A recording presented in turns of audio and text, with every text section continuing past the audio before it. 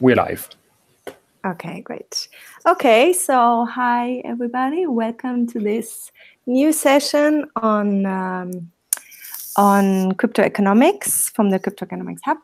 And today we will talk about mechanism design, and therefore we choose a particular article which has the title of A Crash Course in Mechanism Design for Cryptoeconomic Application. And this is exactly what we look for, because we want to understand, if we not already do, we want to understand what mechanism design is, how it works, and of course, how we can use it for our cryptoeconomic world, which is divided into consensus layer and also like on-chain applications.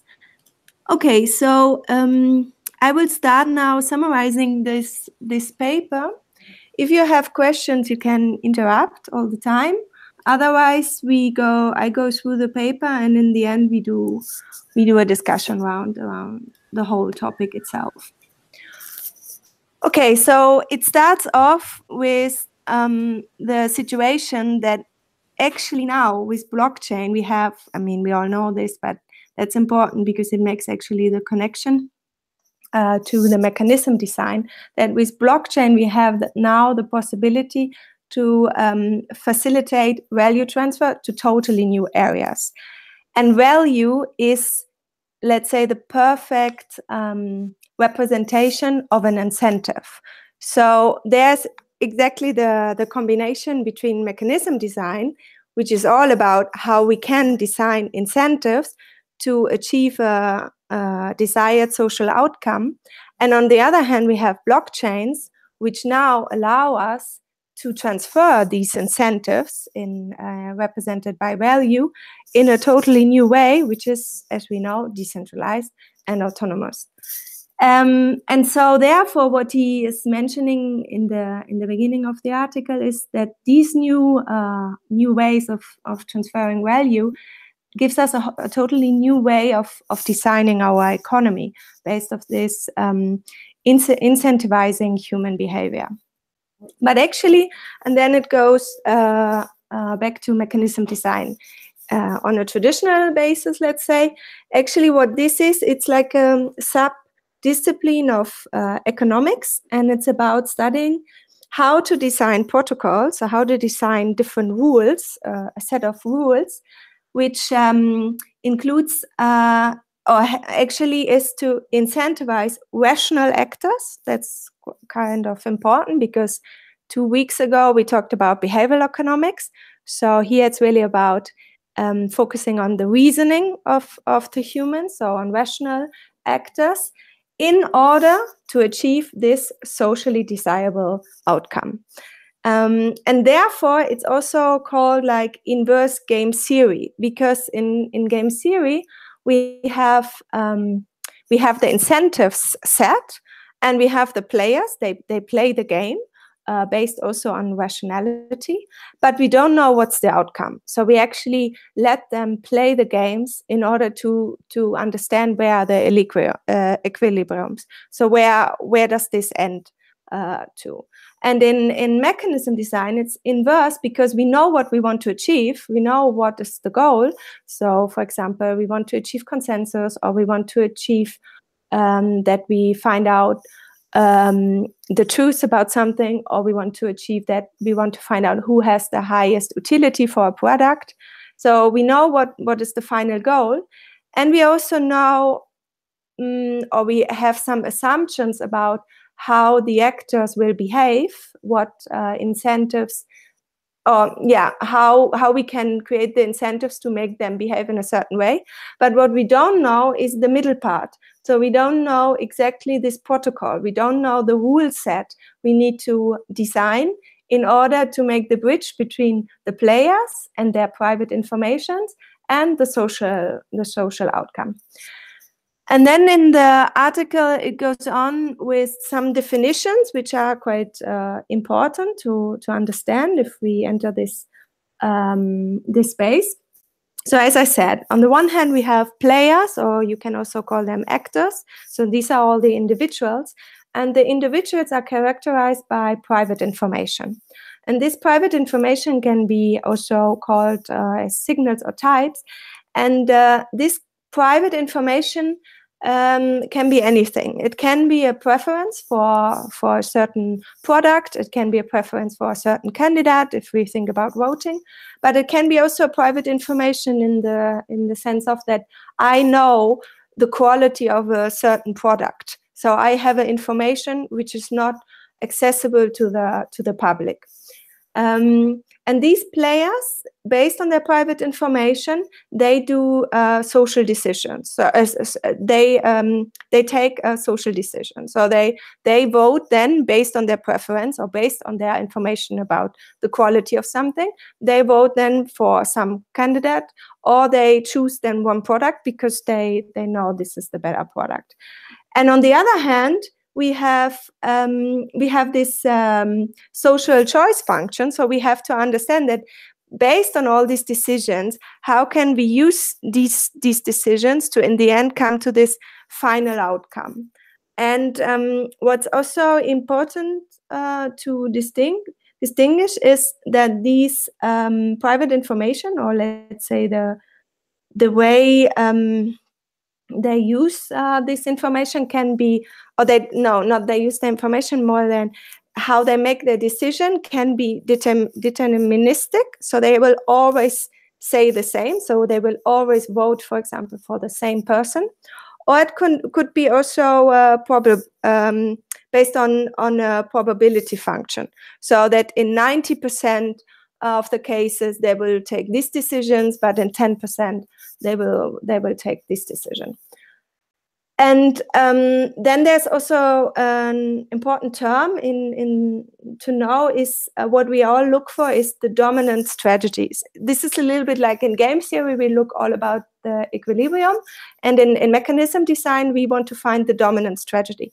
And the dominant strategy is if an actor will take a decision, and it doesn't matter what all the other actors will do, he won't change his decision. So he doesn't need to know the information, or he doesn't depend on the decision of the others. It will always be the best decision if he does a certain thing. And we will see this in an example. Actually, what does this mean? Because what he then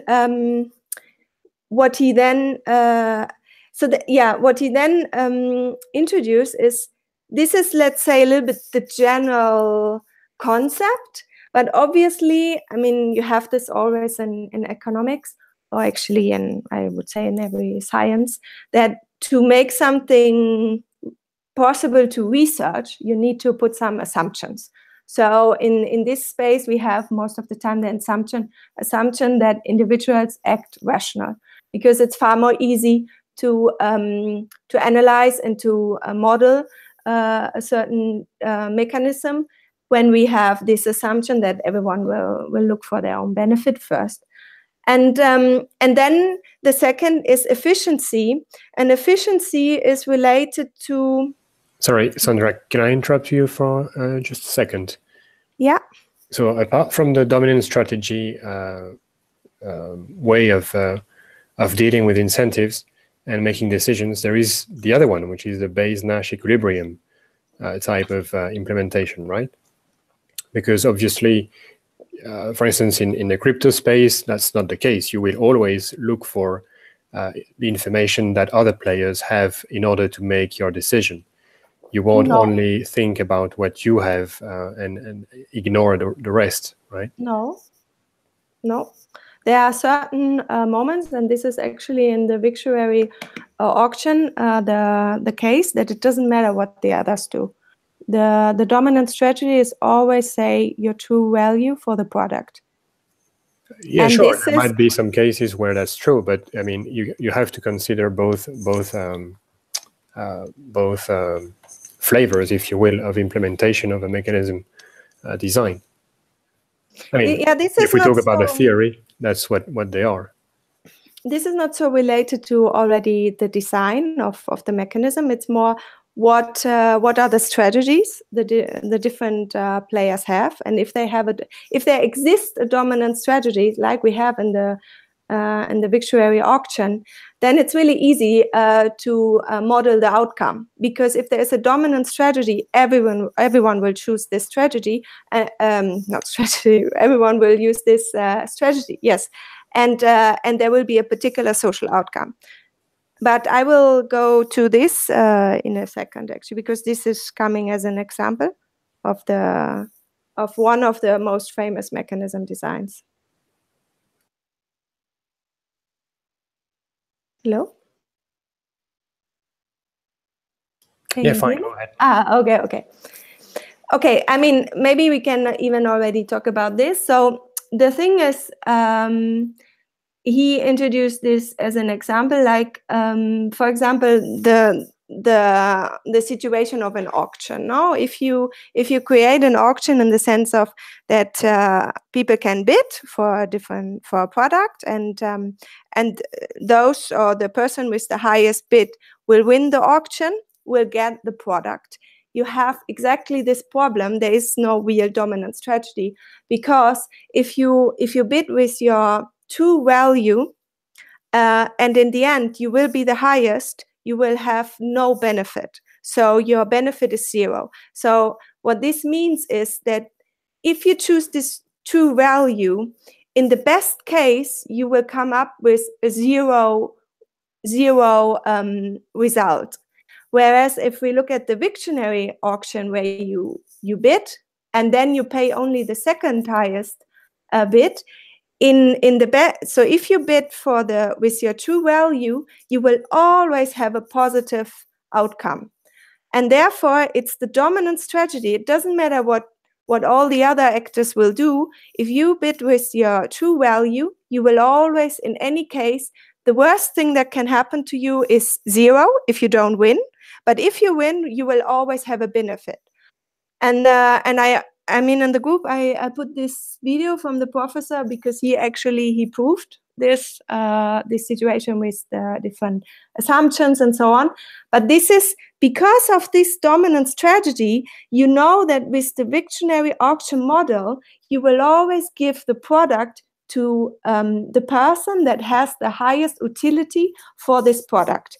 Because dominant strategy means everyone will play with this dominant strategy, and because then everyone will say the true value, you will actually find out who has the true value, which is the highest for the product. And this without actually making transparent the private information of all the people, of all the participants in the auction. And this is, I think I found this really fascinating, because this is a really good example of how only by design you achieve this social goal of giving the product to the person which has the highest utility, using the private information, but actually you don't need to know the private information. You just created rules in a way that, based on the incentives, the participants of the design of the game, let's say, they will just publish. Yeah, well, publish not. They will just bid based on their true value, because this is for them the best strategy. Is this clear? I don't know. Maybe it's not so good explained. So in this case, I think okay, so. in this case, the dominant strategy is like, it's as he explained. Can I clarify that? Yes. So basically, what you're saying is the bidders will bid the highest value that they think, or the fair value that they think is fair, given the available information to them, which is private, the private information to them. And if they do that, they can extract the maximum value.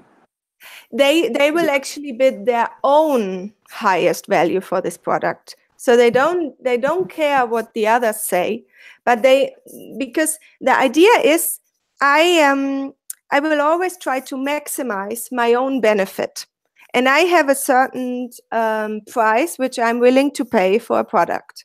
And so if I as I said, in the first auction model where I have to pay what I bid, if I bid exactly what I'm willing to pay, I come up with nothing in the end, because I just paid everything. I don't have any benefit left.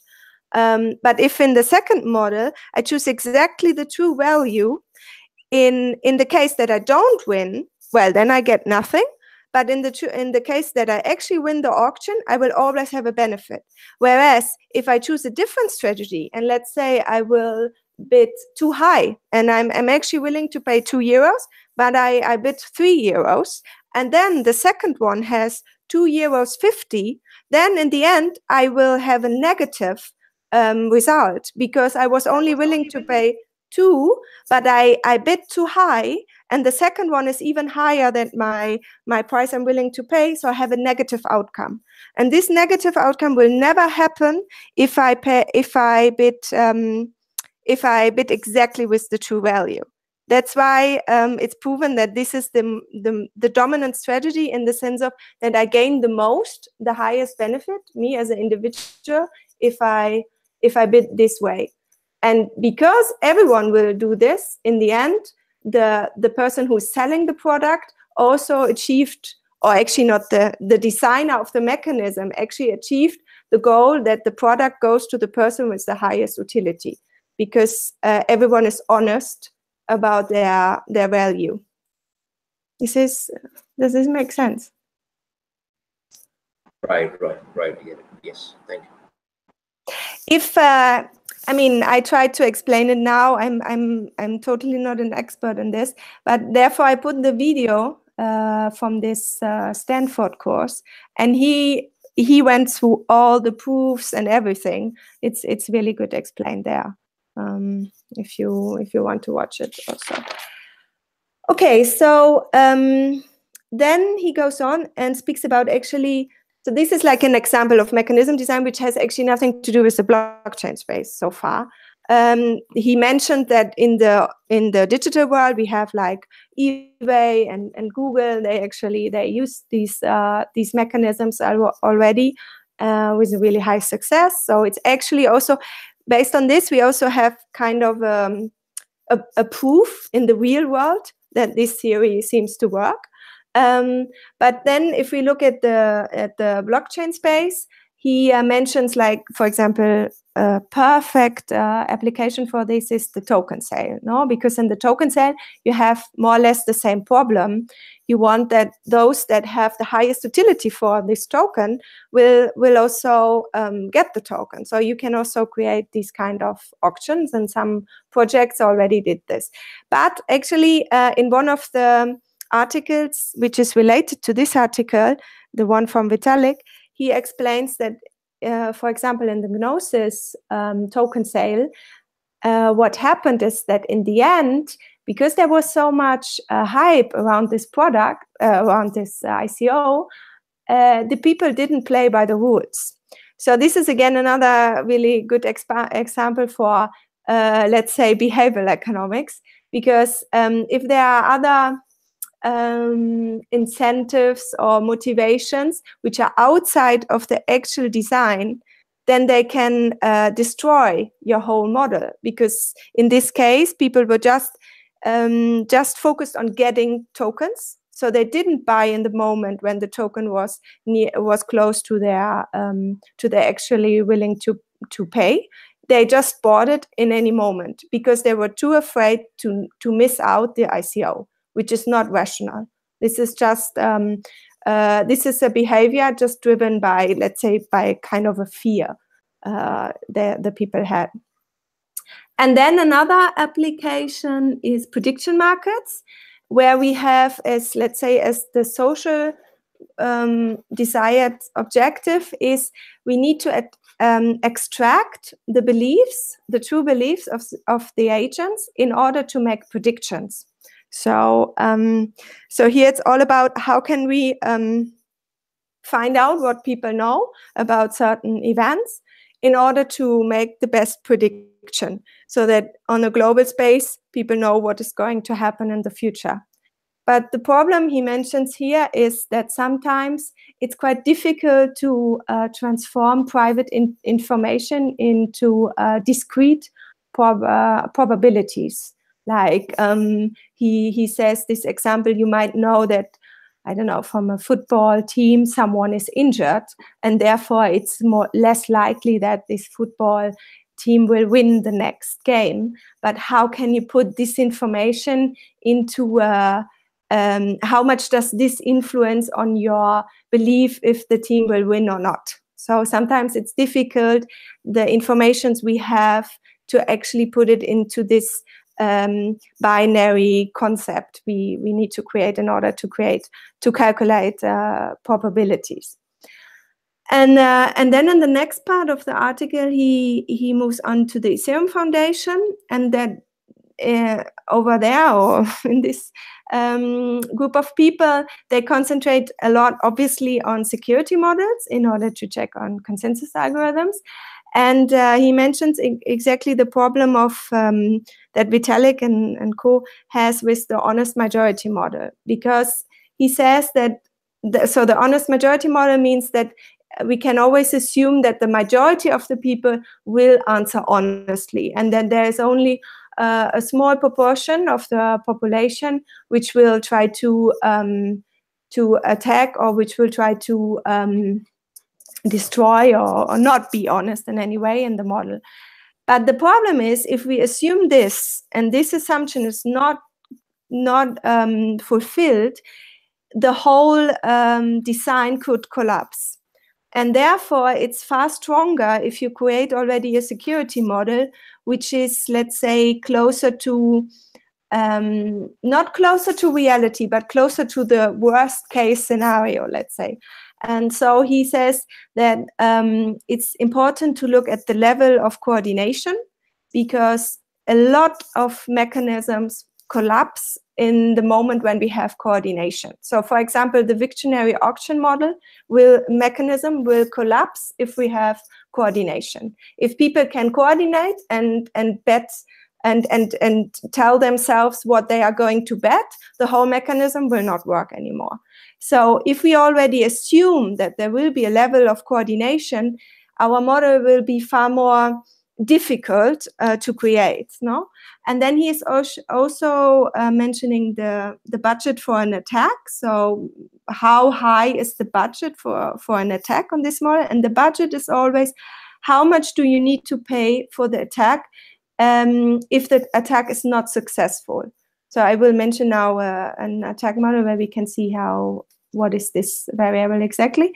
And then he is also referring to the attack costs, which is how much do I have to pay if the attack is actually successful. And he mentions the typical bribing attacker model, which is a really good model to show exactly this problem of you have in the telling coin where you say to the people, if you say what the majority says, you get a coin, or you get an incentive, you get a reward. Normally you get really easily extracted the truth of the people, or the true belief of the people. But in the moment when there is a bribing attacker model, so someone says, if you say, so let's say you have a game of, let's say Trump and Hillary, and you want that the smart contract knows it's Trump. So you say to the people, if you say what the majority says, you get a coin. So everyone will say Trump, because everyone knew Trump won the election, and it's easy to agree on the truth. But now, if an attacker wants actually that the result is Hillary, so he will put another rule to this protocol and will say, if you say Hillary, but the majority says Trump, I will pay you. So suddenly, all the participants of this smart contract, let's say, have the situation that if they say Hillary and the majority says Hillary, the smart contract will pay. If they say Hillary and the majority is saying Trump, they will get paid by the attacker. So in any case, if they say Hillary, they will get paid. And because of this, in the end, everyone is saying Hillary. And because everyone is saying Hillary, actually the smart contract is paying and not the attacker. So in this case, the costs of the attack is 0, because in the moment when the attack is successfully finished, the attacker don't need to pay anything, doesn't have to pay anything. But the problem is, if this attack is not going to be successful, so for example, some people are just really not easy to bribe because they really say always the truth. They are more ethic, and there could also be a communication problem. So for any reason, this attack could not be successful. And in this moment, so if the majority is not saying Hillary, the attacker has to pay to all the people that said Hillary, which is not the majority, and this could be in the worst case 49%. And then the budget of the attack could be really high. So this is just an example of this security model which Vitalik mentioned, where we could check on coordination, attack budget, and attack costs. And then he goes on to a next chapter, which is called The Introduction of Cooperative Game Theory.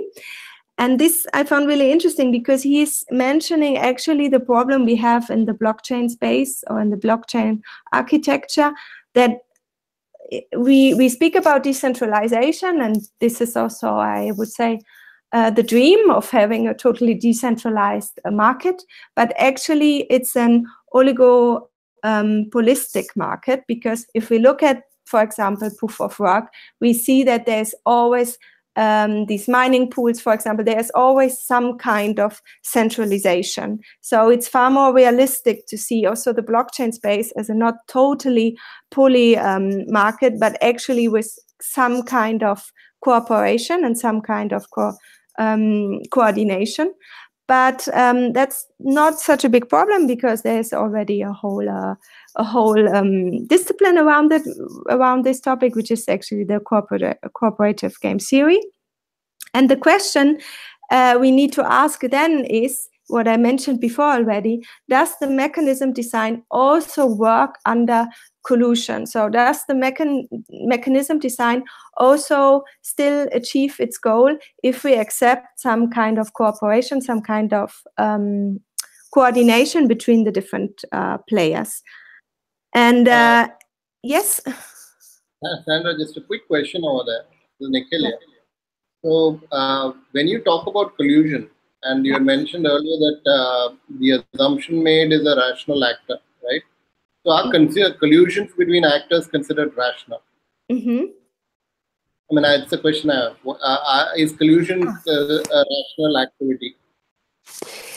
Well, I think you have the situation, the typical situation of the mining pools. So if it's more beneficial for you to join a mining pool because you gain more incentive by this, from a rational perspective, you should do this, right?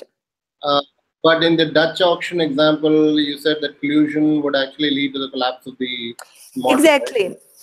And that's why he said that this is the problem we have in the blockchain space, because in the blockchain space, we have actually a kind of a coordination. So therefore, we need to check if the mechanism will also hold under this new condition. So essentially, when you're talking about blockchain networks, Mm-hmm. you need to actually add that coordination and collusion aspect to the assumptions that we are making about the actors in that particular design, right? Yeah. So we have to assume that they need to be, they can be colluding and basically theorize how they could collude. And then basically design do the mechanism design to accommodate those particular types of activities as well. Yeah, I guess it's worth at least checking if it makes sense. So if from a rational perspective, if there's any reason for people to, and also any possibility to cooperate, and if so, then it would make sense, or it would be good to check if the mechanism will still hold under this new condition. This is what I understand from this paragraph he adds here. So he mentions, for example, in this case, like if we think about mining pools, you can then create, and mining pools are actually doing this, right? So they have different ways of paying their participants. They can pay each member of the mining pool like equally. So just with all the time you are participating is actually the only factor that influences on how much you get, or you pay the participants of the mining pool by success. So every time their hashing power lead to a successful new block, then they get paid. So these are different ways to incentivize your participants. And he is mentioning in this paragraph also the difference between payments and direct incentives through tokens, which is, as Laurent said, which is actually the connection to our token design world now. And then also the other option of privileges. And then in the case of mining, you give somehow a privilege to the miner to define, he calls it rents. So if people have to pay transaction costs, these transaction costs are going to the miner. So it's kind of a rent for his service or for his hashing power that the people are paying. So he has this privilege to define this rents, let's say. I would also add that miners also have a privilege to decide on the order of the transaction in the block. So this is also something they can decide in the moment they create this last block. And then in the last part of the article, he speaks about smart contract applications. And here we have in particular the problem, if we think again about the victory auction, that a Sybil attack is really easy to be implemented, because people can just bid several times, and therefore the whole mechanism won't work, obviously. So a solution was that people have to deposit on their bids, but then actually if this deposit is also related to your bid, the whole mechanism itself will already change and might not work anymore. So therefore what he concludes from this problem is a more general problem, which is that normally in mechanism designs in the centralized world, we have always intermediaries that check on the correctness and on the privacy of the information. So if we normally have an auction, let's say in eBay, eBay has the access to the information and can check. That's our intermediary in this moment, in which we trust that they will select exactly the person that has the highest bid. And in blockchain, we can guarantee correctness, but we can't guarantee privacy. So everything is transparent, and therefore we have exactly this problem that we don't know how to solve, like for example, Sybil attacks. And then he summarized the whole topic, because I think in this article, I mean, he's also referring to a lot of different other papers as well. It's just touching the topic. It's not providing any solution, because there is no solution so far. And this article was also written in October last year, so even earlier. And but he sees this huge potential in the combination of these two worlds, because we have on the one hand mechanism design, which is exactly to design protocols to achieve a final social object by taking into account all the private information of the actors and their preferences. And on the other hand, we have cryptoeconomics, which is the first time in history that we can actually in a decentralized way just transfer value automatically. And these two things, if they combine each other, there's the possibility to create something totally new. This is what I got from this last statement. Okay, so there was the summary. I hope it made sense so far. What is your view on this? How does this sound to you? Any comment?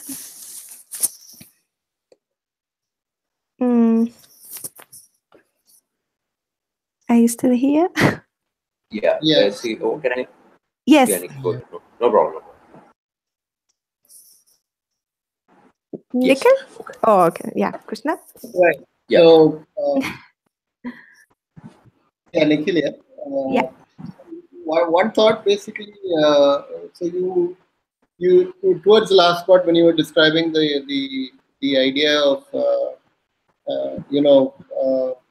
in blockchains how transparency becomes now for this particular use case or this particular mechanism design becomes a liability, where because everybody knows what is actually being built. So one thought was that one isn't that something that we can actually work around? Isn't there when there are cryptographic algorithms that actually like the zero knowledge proof kind of stuff that we can leverage for preventing a complete transparency? Maybe maybe something that we can do where it just tells you just enough information to be able to make a determination on who wins the auction, but does not actually reveal or does not prevent. I mean, does not reveal everything. That pollution becomes harder. Yeah, I think he was more referring to the problem that we need someone in private to actually check if, like in the case of the Victory auction, who is checking that someone is not creating different bits and different accounts? Who is checking on this Sybil attack, for example? But then, even if it is, say, eBay or Google, right? In those cases also, how do they check whether there is it's not a simple attack or if there is some pollution between actors? How would they possibly know? Well, I think it's all everywhere. Like with you have to identify yourself with a unique identifier, which you can't easily duplicate, like a phone number. Obviously, you can have different phones, but it's already difficult to create like 1,000 phone numbers. But I don't know actually. To be honest, I don't know. Well, I mean, one possible solution that occurs to me is that you can use biometrics, right? You can basically say that, okay, unique fingerprints, like what we are doing here in India. But that has its own set of problems. Would you propose something? No, I mean, I was just it just came off the top of my head. So I probably need to think further on to that.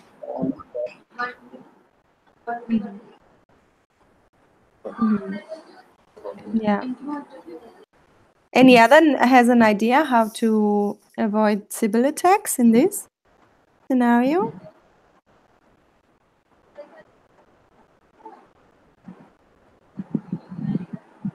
No. Okay, then Krishna Pat, you wanted to say something. Yeah. Yeah. Actually, more like a clarification. Like when I was reading this article, I came across the term like social choice function. What exactly that does that refer to? Because, I'm all getting a sense of this entire article. So that was my question. What is a social choice function? Yeah, I had the same problem. I also didn't really understand this part, to be honest. I think it's like the final function where you include all the other functions, like the social decisions, which is a decision rule the whole players have. Then maybe the transfer functions, how you can incentivize the players. I could imagine that's the final function, which is there to maximize. But yes, yeah. Yeah, if I can add a little bit information Yes. on that part. So if I understood it correctly, the social choice function is what people actually want from the mechanism or from the cooperation to happen. So this should be, for them, the outcome of the game, right? And in order to draw that function, as you were saying, Sandra, there are different elements that comes into it. Private information is one that will later build the decision rule, but also the transfer functions, which are transfers of money or tokens or things of value to the user. And with all those ingredients, the player expects something that he wants to happen from this game. And after that, there is the implementation and everything, and everyone plays. And then you see if the outcome of the game is compatible with the social choice function, so that the player knows after the fact if what he expected from the game is actually what happened in the end. Yeah, the first part I could see. That makes some sense. Yes. Yes. Okay. Good. Anything you want to add?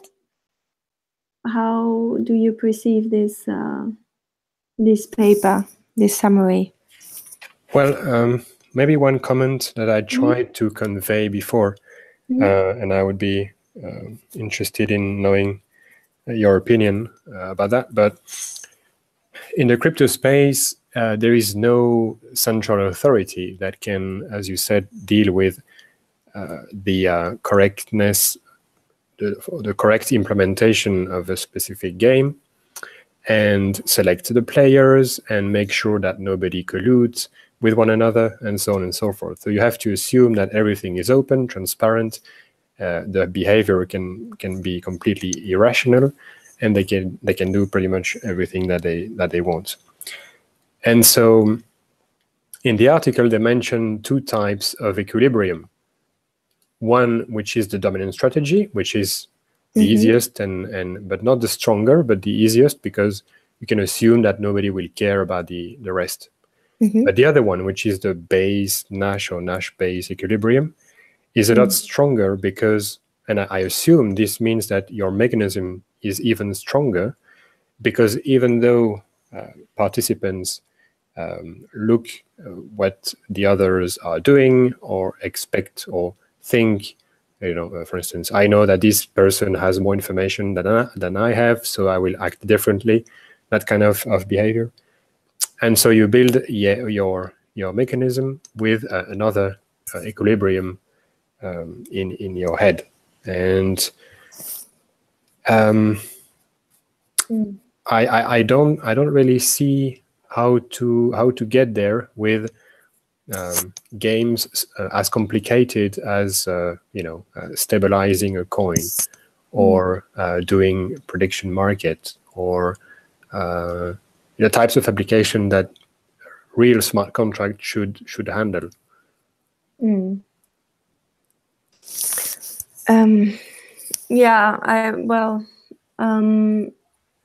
seems to me that, I know it's a bit of, I don't know, there's no real question, but it seems to me that these theories are very nice, but it looks like laboratory type of work.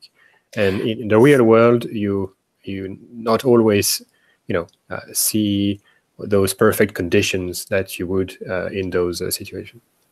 Yeah, but this is actually, remember that we actually talked about this. This is actually something we could check with agent-based simulation. So I also see the problem of, on the one hand, we have the theory, and now we have with blockchains for the first time kind of a practice, which is also depending on how big the network will get. If you have a blockchain where only 10 people are participating, and then you have no real experiment. But if you actually can create a simulation, you can check on the theory. And then you could start, like most of the projects do, first like a light version of your project. Like we've seen this in Maker, we've seen this in the Radar Network. They make first a testing, and then they really launch, or the plan is then to launch it. I think that's a good way of organizing the process. Yeah, probably one way to go forward. But I guess it's all a little bit black box, and therefore it would be actually really interesting to combine the academic world with the blockchain world to see how they can together check on theory and doing experiments with the crypto project. Yeah. Sure. Is anyone here working on a project and doing these kind of experiments? Or plan to do these kind of experiments? I was just gonna chime in there, Sandra, if you don't mind. Yes, please. Yeah, I forget who it was, but somebody recently mentioned CAD, computer-aided design. That the blockchain needs, this cryptoeconomics needs. That was Trent McConaughey. Okay, yeah. Needs a CAD-like solution so that we can, test these mechanisms. Okay, and then how? Because I guess at the moment everything is quite theory-based and involves people putting ideas down into news articles, and then we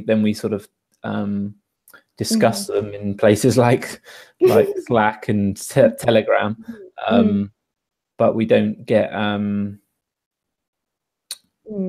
models and conclusions that come out of some of this discussion. Whereas I suppose if somebody could come up with this agent-based simulation program, then we'd be a bit further along in terms of having confidence with deploying some of these systems.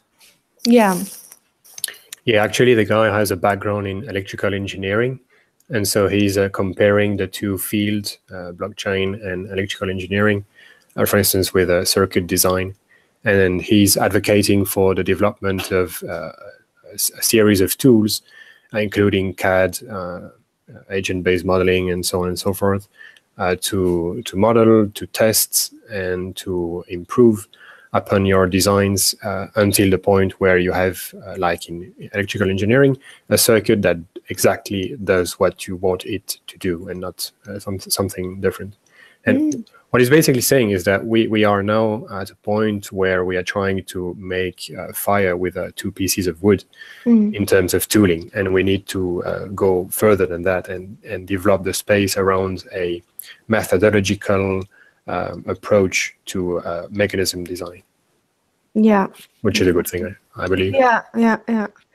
And then we also have actually the situation that all these projects, they are also kind of doing experiments, but they do them on a really costly level, because they actually experiment with real money with because what we will see is we have now, let's say, 100 projects, and they might or might not already include some mechanism design, token design.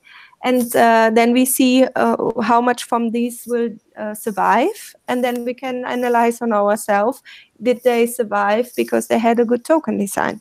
So actually the project itself is also a kind of a experiment, but obviously a real world experiment. Absolutely. One last question I would have, if nobody else has one, is if you somehow perceive the field differently after having analyzed this article regarding the different different mechanisms existing already. So in the article, he's analyzing deeper the auction or the different auction type mechanism. But do you think, or does anybody know of other like concrete mechanisms that will always perform one specific task and that task very good? So are we going to see something different than auctions as a specific mechanism in the future, or is it always going to be a combination of different things? No. I mean, okay, I will answer first, and if someone wants to add, please go ahead.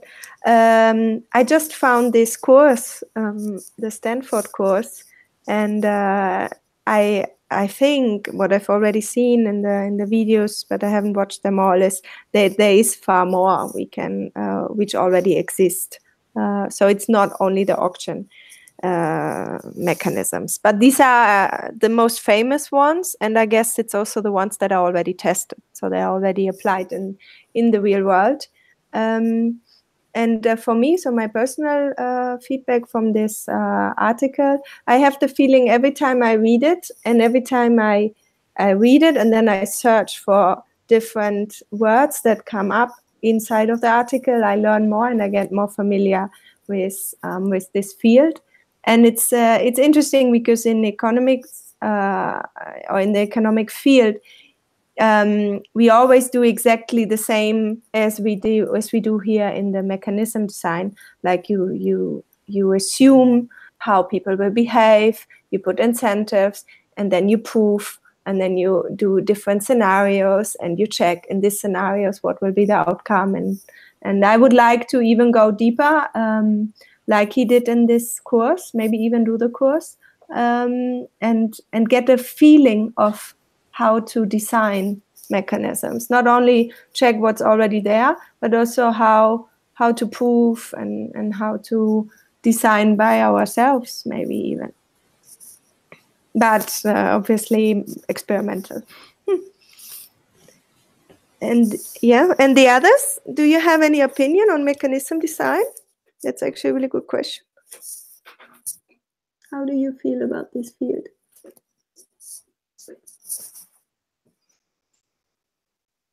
Anyone? Yeah, we'll see what happened. I mean, to me, the difficult part was when I was thinking about that was to try to come up with categories of token designs and so what are your parameters? How do you classify them in some interesting way with regards to mechanism design? I still haven't figured out the way to do so. Yeah.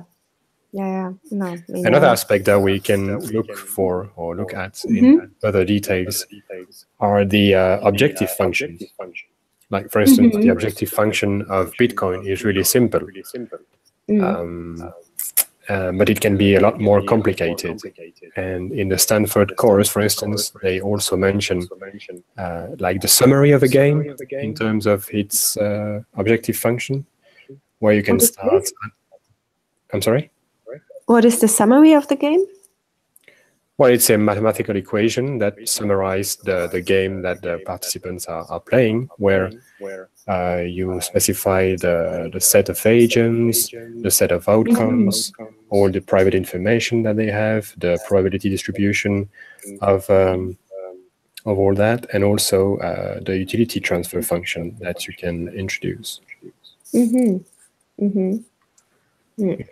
What would you say is the final objective of Bitcoin? But to get the reward. This is the individual objective, but the social outcome for this is the general, what does the designer want? Well, that's the beauty of the simplicity of Bitcoin, I think, is that based on a very simple personal egotistic objective function, you produce a very important and interesting outcome for the society, for all its players, but based on something very simple and very egotistic. Yeah, because actually, if you think about it, the output, the designer desired outcome is just updating the blockchain. It's just finding one person that is now updating the blockchain. This is what the community needs in this moment. But what we do is we discuss all the time on the energy waste, which, if you think about it, is actually not a problem of the design itself, because the design itself works perfectly. All the individuals are rewarded, and we get always an update on the blockchain. But we have a problem which wasn't included in the design, that it actually destroys, if we only work with these kind of mechanisms and consensus algorithms, which require so much energy, we actually destroy maybe the planet on which we are living. So I found this really interesting, that we're discussing about a problem which is actually not included in the mechanism design itself. Well, it is indirectly, right, because of the hash rate that you need to participate into the game. Yeah, but it has no problem for the outcome. As you can see, it doesn't matter if we use so much energy or so much energy, we will always be able to update the blockchain. So every 10 minutes, there's the update of the blockchain. So the goal is always achieved. The only thing is, for us, it's a problem that it uses so much energy. Yeah. Another point that Trent McConaughey is making about that is that it's a little bit like the paperclip puzzle, or a trick that AI people are talking about, right? So if you assume that an AI only objective is to create paperclips, it will transform everything into this existing in this planet into paperclips, including energy, humans, and whatever.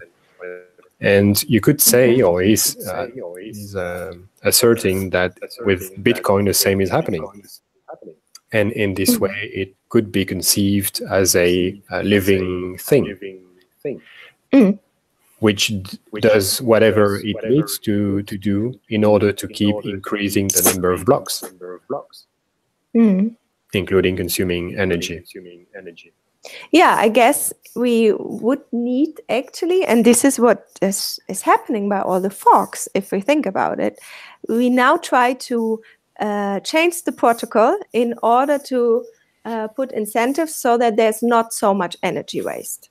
So there is now the general awareness of this problem, and now there are thoughts about how to change, actually, the mechanism so that we cannot not have this whole energy waste.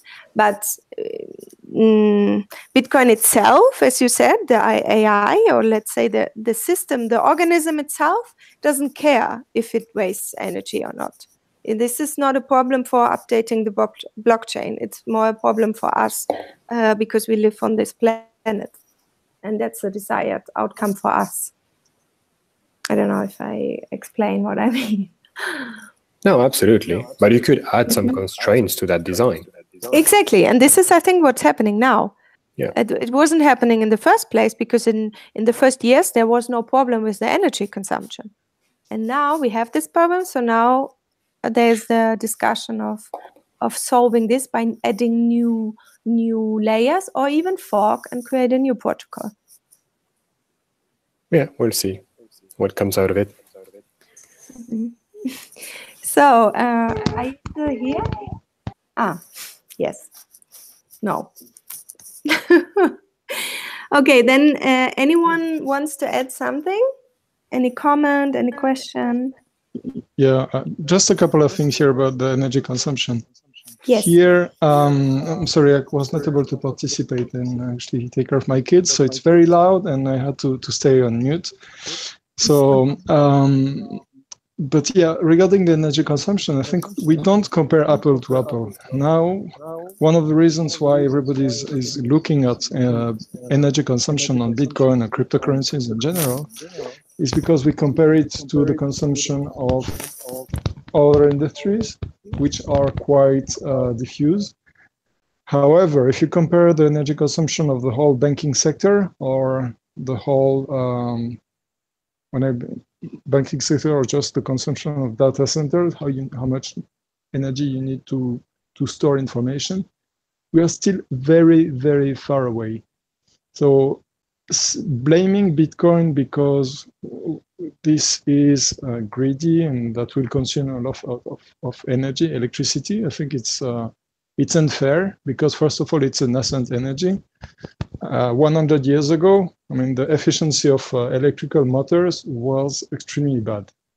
And this is pretty much what we are facing now. So we need some time to get some improvements. And also, if Bitcoin and cryptocurrencies in general prove themselves right and get rid of all the banking sector, I mean, we will save energy because the banking sector, it requires a hell of a lot of energy also to have buildings, to have people working, and all this kind of hidden consumption that we never talk about. Yeah, that's actually a really, really good point. Because in the current system, I can hear myself. In the current system, it's actually the state who is kind of the designer by putting incentives, and this on a really large scale.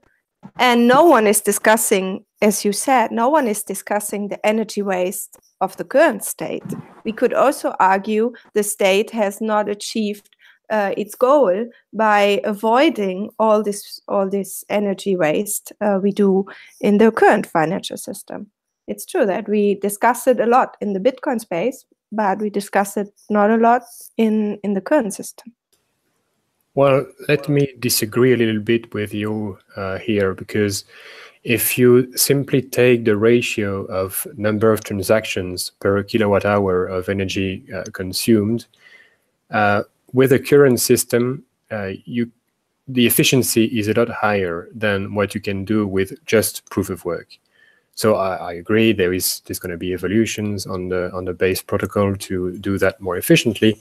But right now, I mean, there is clearly a difference in efficiency with blockchain as it is. And if you think about doing all the transactions on the blockchain today, you wouldn't have enough energy on Earth to provide the infrastructure that you would need. So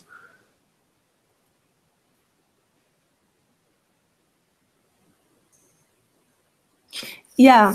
So I mean, I can't say who is using more, and exactly if Bitcoin would scale more, then it would be definitely out of scope. But I just wanted to mention that we don't have the same discussions. So we don't have the discussion about energy waste in the current system, but we have the discussion in the Bitcoin space. So we should have the same discussions in both worlds. And something which I also would like actually to happen is, I think one of the main problems of energy waste is actually the trading sector and the speculation, because they make the blocks really full with all this trading, which was not the actual well, that's a debate, but my personal view is Bitcoin was not designed for using it just to speculate, but actually for using it as a currency. And if we would use Bitcoin as a currency, then at least this speculation part, which is using so many transactions, which in the end also uses a lot of energy because they make the blocks full all the time. This is also a way of how we can reduce energy waste by regulating in a way this trading, which is actually on a social perspective, it's not producing any social outcome. It's only the individuals that try to increase their own benefit. But for society, it has no outcome if there is trading based on speculation. So how do you see this problem, for example? Anyone? Sorry, guys. Yeah, go ahead. No, I mean that should be a completely new open discussion, but I don't think I actually can answer that right now because you're going to have a very loud shout from a baby. But okay, give it a try. I think if you open this technology and this is decentralized for everyone, this is the problem that we are going to face at some point. It's not the same category of people who have created it and who are using it. And we are at the intersection of two different worlds. So I think regulating, I was a little bit surprised to hear you say that, regulating from you, Sandra, to be honest. But I don't know if we can do this. Actually, well, on Bitcoin, very likely it will not be possible. Because, but maybe on other cryptocurrencies, yes. But as long as you give these tokens or cryptocurrencies open to the public, they do pretty much whatever they want after that. And this is supply and demand. I mean, I understand that there are behaviors that you don't want to have, but people, how can we make the difference between one person who wants to buy because they want to use it and person who wants to buy because they want to speculate about it? It comes back to the discussion we had a bit earlier. It's about the intentions, right? Yeah, just to answer, by regulating, I don't mean centralized regulation. I mean in general regulated. Could be also regulated by new incentives. And I don't have the answer. But for example, in the central system, we had the same problems, right? And then the state put taxes on transactions which are in a certain time window. And maybe we can find incentive structures. This is what I mean with regulating, which will exclude. So it would be a new protocol or something. Similar as ASIC resistant, maybe we will find a way to design a protocol which is trading resistant. But this is just an idea. I don't have the solution. Yeah. I think it would be very dangerous. I agree with Alexandre on that one, because you would have to make a difference between two different transactions that have exactly the same objective, which is to be processed. Yeah, that's you can't identify by the transaction what is actually the reasoning behind. That's the problem. Yeah, but you have to establish some censorship type of thing. No, this would not. I don't think this would be an acceptable solution. No, of course, that's why I'm saying I don't see any other option to. No, at the moment I think we simply need some new solutions to scale the blockchain, and that's it. It shouldn't be a problem. I mean, the internet scaled in the end, and that even though a lot of people were saying that it would never scale, we'll get there. Don't worry. I'm not worried. Okay, so anyone wants to add something? Did we miss anything? Okay, then thank you very much to participate today in the session. And yeah, we speak then next week. Have a good week. Bye-bye. Thank you for organizing all that. Have a good week. Thank you. Thank you very much. Bye-bye, everyone.